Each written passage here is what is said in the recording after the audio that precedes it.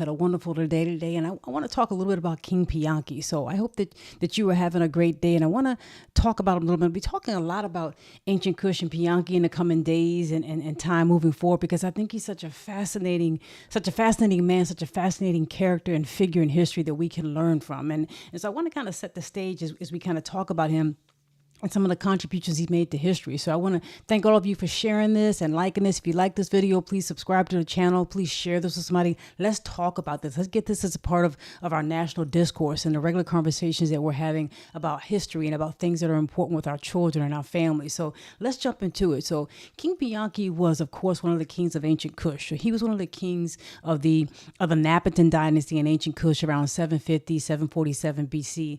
But what's important as we start to think about it and we kind of map out who this person was, and as we learn some things about him, just want to put up this map up here so we can talk about it a little bit. So Upper Nubia there, which is in the northern part of the Sudan, is what was referred to as Kush around this time period. So it was referred to in Kush with respect to some Kemetic documents from about the Middle Kingdom up through the rest of its history. We were calling it Kush. And around about this time, about 747, 750 BC, it was reorganized and organized under the Napatan dynasty, right there around where you see the fourth cataract, where you see Napata there, right by the words Upper Nubia.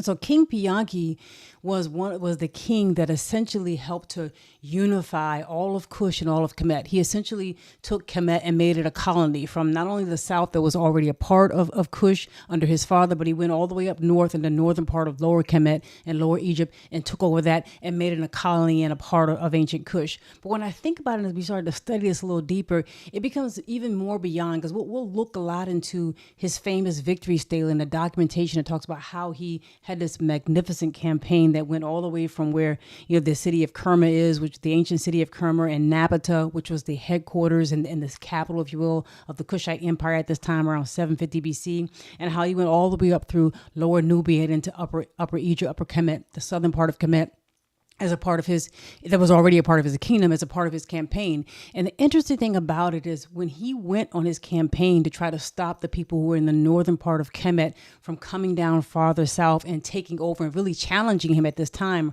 around in the 730s BC at the time, really challenging him. When he did this, the parts of Lower Nubia were already a part of Kush, and the part of Upper Kemet, the southern part of Kemet, was already a part of Kush. They were already vassals, if you will. They were already paying tribute to the Napatan Empire and the Napatan kingship in the southern part, the southern part of this whole Nile Valley, and what is today the northern Sudan.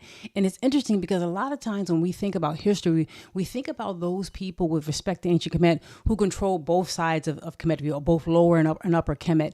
And when we really dig into history, there's no real reason for us not to look at anybody who had control of any part of Kemet. I mean, it was an amazing thing prior to King Piankhy taking over the northern part of Kemet.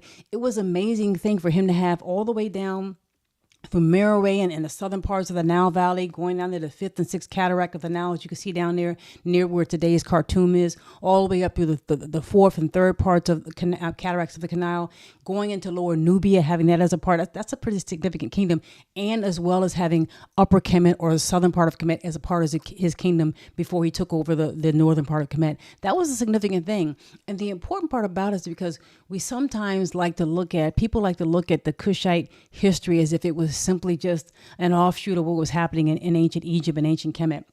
And as you know, that's not true. If you've been studying this, you look anywhere with a deep kind of objective eye, you start to see obvious connections between the people in the Nile Valley long before Kemet becomes a country, long before they form. Whether it is the pharaonic symbols of the crown of Upper Kemet, or the veneration for cattle, or the looking at the brightest star in the sky, or how they did things at Nabta Playa, or many things that took place all up and down the Nile Valley. There was a culture there. So as we start to dig deep, what really becomes interesting to me as I think about all of Upper and Lower Nubia and Kush itself, it really becomes interesting to me what the Kushite theology was. So we know about the Kemetic theology, and I'll be talking even more about that, and I've been talking about that in terms of netterology. In my opinion, netterology, I call it netterology. My son gave me that word. I call it netterology, looking at the concept of God being expressed in many different ways and venerating those ways.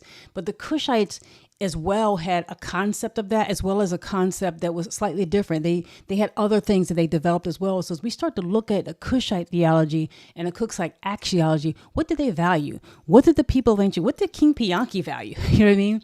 And because we have documents of things that he said and documents that are attested to, we can start to put together and think about what a Cushite philosophy was, what a King Piankhy's philosophy was. Because as I was reading and I was talking about the instructions of Merikari, which is an earlier instruction didactic type of document that went from a king to his son, if you will. And in that document, it talks about not killing people when you are a king. It's better to like beat somebody or to detain them as opposed to just kill and to destroy people. That would not be the best way of running your kingdom. As you start to think about Piankhy and you read his victory stela of how he went through all of Lower Nubia and southern Egypt, southern Kemet, all the way up to the northern part of Kemet, he talks a lot about showing mercy. He talks a lot about people, if they were willing to give up, if they were willing to surrender to him, nobody got killed. He wasn't going to kill anybody who was willing to willingly surrender, but for those who fought, they chose to die. And so when you think about this whole idea of showing mercy, this whole idea of serving God before he went into battle was something that was clear in his victory stela as we start to talk about, and we'll talk more about that in the near future. Another thing that's important with respect to the Kushites is their veneration, their respect for women.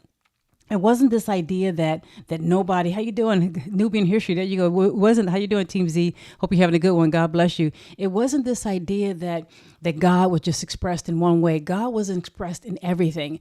And when you look at the Kushite deities, when you look at the Kushite king and queenship and rulership system, you don't see women represented in many other parts of the world for many time periods, including today in some places, in a manner in which they were represented in Kush. You had words for a ruler that were not associated with a male or female. They were just ruler. You had women who, as you know, were generals, who were queens in their own right, who had symbols of them and powerful symbols of them shown just like they were shown for the kings. And you don't see that as well or as much at all in ancient Egypt and ancient Kemet the way you see it in Kush. So you start to see a veneration for God. You start to see a veneration for morals. You start to see a respect for women. And a lot of times, even though you start to see in ancient Kemetic theology, you start to see them in the Middle Kingdom as well as in the New Kingdom really speak highly of women, really putting women out there, Queen Tia and even Akhenaten with Nefertiti, putting women out there in very, very strong and royal and powerful ways. What Kush did was simply remarkable. What Kush did was not just put them out there in strong and powerful ways. They made them generals. They were women who were actually leading armies, who were actually strong and powerful, and actually showed images of them. The famous image that you would see of Ramses II at Abu Simbel grabbing someone and hitting them over the head, like with some type of bastion or some type of weapon. Those very same symbols are shown for men and women who are queens and Kandakis in ancient Kush. You see them in ancient Kush. So you start to see a theology emerge. You start to see a value system, an axiology emerge as you start to look at Kushite and Cushitic resources and readings. And I'm interested to hear what you think. I mean, please put information down below because I'm going to be sharing a number of these things over and over again as we talk about that. But the whole idea that you begin to see the idea that women and an expression of God is coming in both female and male ways is a significant thing there. And I think the idea that morality is centered, that you can be a king and a ruler and have mercy. And so when we start to talk about, how we can teach our children or whether or not we have something to look back on, I think we start with a lot of people. And this man right here jumps up in history as somebody we should look at. His victory stela, how he went about the campaign, and one of the very first things he did, because as you think about ancient Kemet, when he began his campaign to start to take over what would be, Kemet and make it a part of Kush, when he began his campaign, he was down in Upper Nubia there in Napata by the fourth cataract of the Nile, and the people from the southern part of Kemet came to him. It wasn't that Kush was going and looking to go take over the northern part of Kemet. They were happy. They were important and happy and satisfied in themselves, right? They had all of Upper Nubia, they had Lower Nubia, and they had southern Egypt. They were happy in themselves. The people in southern Egypt came to them and asked them to come, asked King Piankhy to come and to help them because the northern people were coming to threaten them again. And so when you think about that, it was a situation where there was already a relationship with ancient Kush and the people in southern Kemet. And when you think about southern Kemet, you think about Waset, you think about the center that people call Thebes, you think about Amen. And as you guys know, obviously Amen was an important deity, obviously in the Kemetic theology. And when the New Kingdom took over parts of Kush, there was Amen even shown even more prominently. But there are also some evidence, some things that suggest that there was already a veneration for that type of deity and some amalgamation that took place, which often happens in African theology and African philosophy. And so you have this idea of Amen as well as aspects of Amen being venerated in Napata, not just by the Kushite people, but by the Kemetic people well. So here you see people sharing the idea of God. Imagine that. People from slightly different areas, slightly different regions, sharing the idea of God. And when the people from Upper Egypt, Upper Kemet, came down to Napata and they asked King Piankhy to come help us because the people on earth were going to attack us and try to take us over, they were doing so because you are the true keepers. You are the people who are serving God the way we are. You are keeping up the traditions. This is your area. You control southern Kemet. And so we see you as our brothers. We see you as our kindred. We see you as someone who is defending what is rightfully Kemet. So when we think about it, don't let anybody tell you that there was this animosity always between ancient Kemet and Nubia and Kush. That is the wrong way to look at it, and is taking little pieces of it and not looking at the whole story. There are at times, in particular at this point in time, where people in southern Kemet looked at the Kushite people in lower Nubia and Upper Nubia as their brothers, as the people who were upkeeping the way, as the people who would save them from the people who were coming from the northern part of Kemet.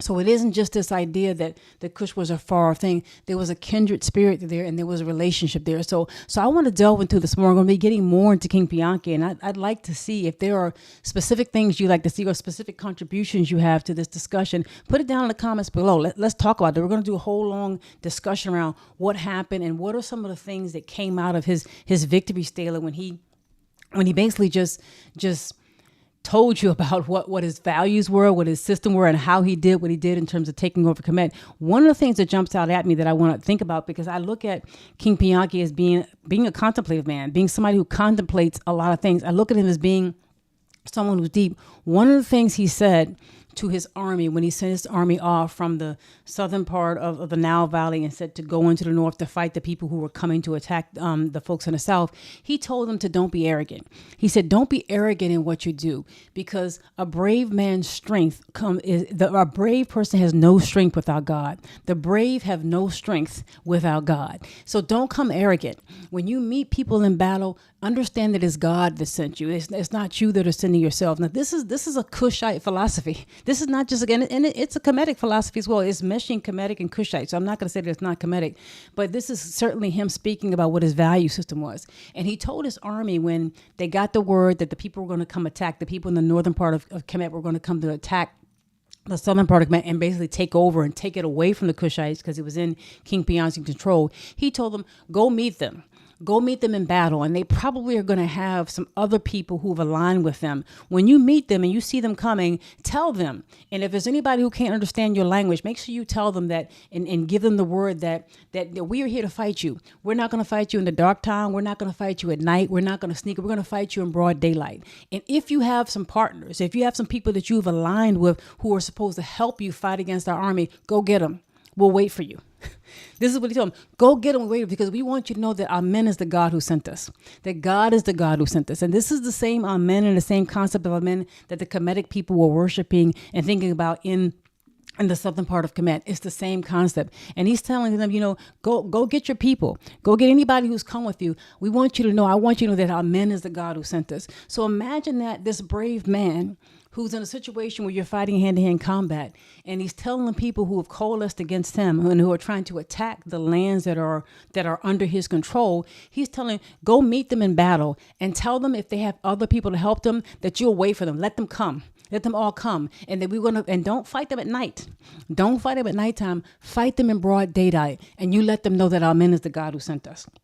And then he also said, before you do this, go in and perform a ritual. Wash yourself and bathe yourself in the holy waters of God. And let God be your strength, because God will be more powerful to you than like thousands and thousands of men. Let God be your strength. Now, this becomes and forms a Kushite philosophy. When you start to think about it, you want to know, what did the Kushites believe? We don't have to have a mystery. We can look right at King Piankhy. We can look at they're putting God first. We can look at the idea of putting God in terms of your aspect of bravery, of putting God in front of it, of being moral, right? Of showing mercy and not hiding behind your strength. Being able to tell people, your enemy, straight in front of your face, God is the God who sent me. Amen is the God who sent me.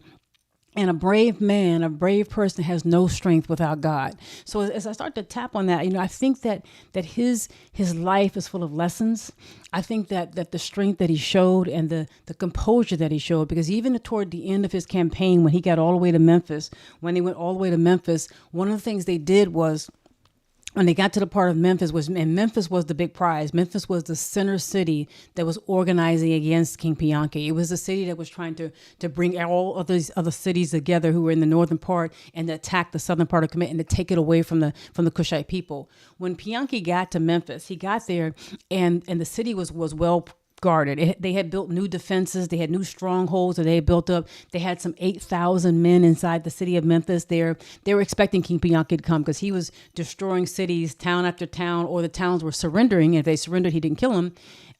Town after town before he got to Memphis. So they were expecting him to come. When they got there, they had the stronghold. They had men up on the walls watching, and they had 8,000, thousands of troops inside the city and there to protect the city. And the main guy, King Tefnach, who was the coordinator of the forces against King Piankhy, said, hey, look, we don't have much to worry about because, hey, we got 8,000 people here and we have all these strongholds and we have a lot of stuff in our storehouse. If they try to siege us, we have plenty of resources, plenty of food, plenty of men, plenty of soldiers.